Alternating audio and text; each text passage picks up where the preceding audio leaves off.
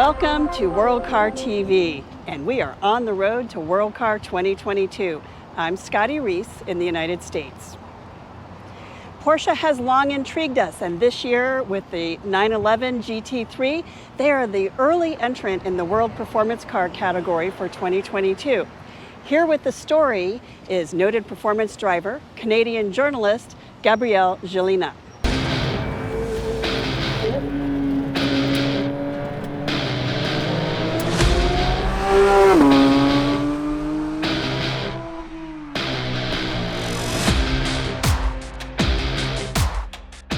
The GT3 is actually the most track-focused of the members of the 911 family.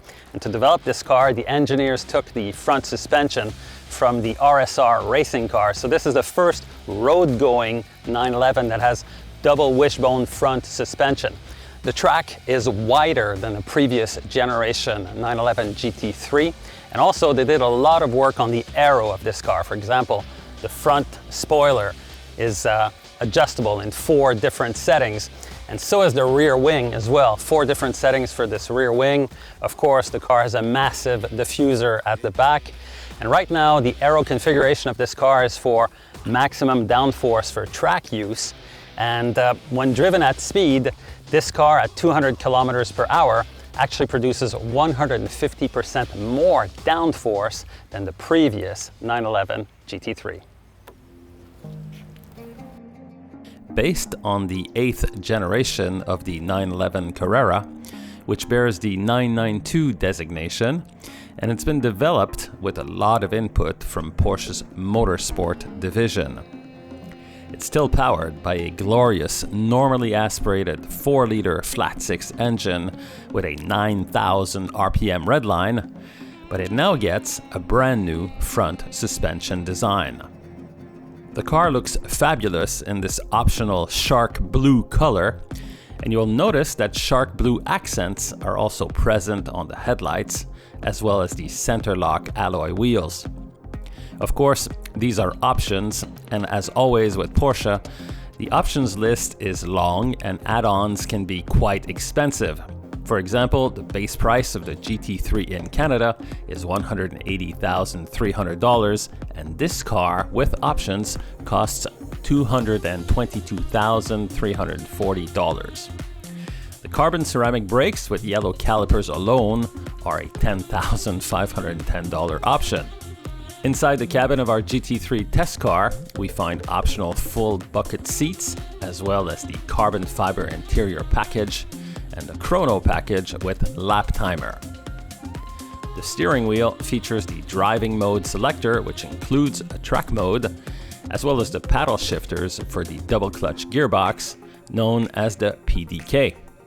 You will also notice that the shift lever looks like a manual gearbox shifter. The GT3 is available with either the 7-speed dual clutch or a 6-speed manual gearbox.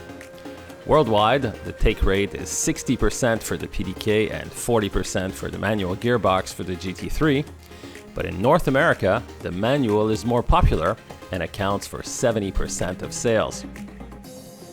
The infotainment screen is a bit small, but menus are complete and intuitive, and the GT3 also features Apple CarPlay. There are no small rear seats on the GT3, just carpeting over what is a secondary storage area. Porsche also offers the GT3 Touring, which is identical from a technical standpoint, but the fixed rear wing is replaced here with a movable rear spoiler.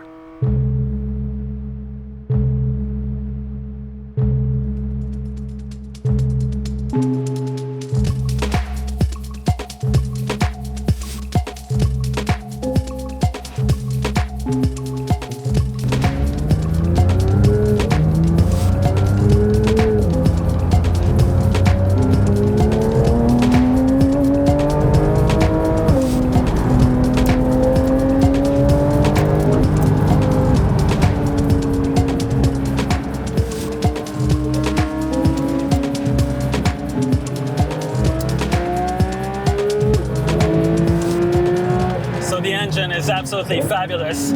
Flat 6, 4 liter, 503 horsepower, power at 8,500 RPMs, 346 pounds-feet of torque at 6,100 RPMs. This engine, it likes to rev. The sweet spot is really between 55 and 8,500 RPMs. Of course, a 911 Turbo S is going to be a little bit faster with more power, but this car just sings at high revs. That 9,000 RPM redline alone is worth the price of admission.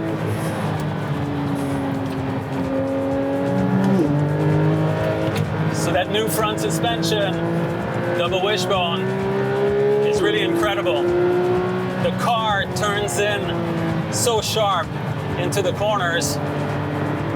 It's really like on rails. Goes for the apex immediately. Also, this car has four-wheel steering, so the rear wheels actually get turned in the same direction as the fronts by up to 2 degrees. So it really makes the car turn into the corners. Unbelievable sharp handling. Also, I've had the privilege of driving this car on the roads for a couple of days on public roads, and I can tell you that the front suspension, the new front suspension, is not only better for the track, it actually makes the car more comfortable as a daily driver. So it's really a win-win. Brakes, of course, massive with the carbon ceramic brakes. Deceleration, lightning quick. We're having a blast today. Just listen to that sound.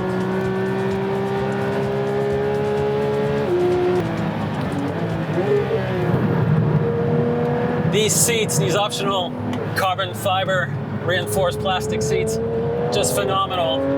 They really hold you in place, perfect for the track. And like I said, I drove this car for a couple of days on the roads. They're actually quite comfortable, even after a 3-hour drive. So that's also quite good. And here are the G-meter readings we recorded during our short track test of the 911 GT3 at Le Circuit Mont-Tremblant.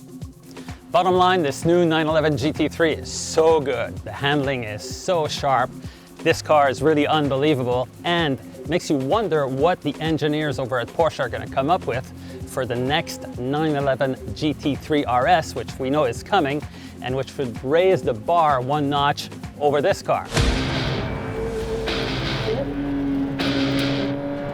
Porsche has really set the stage for a great year of performance driving. We can't wait to see what's next. Thank you, Gabriel, for the story. Thank you for joining us. Please follow along. We share all of our news on our social media channels, and join us next time on World Car TV.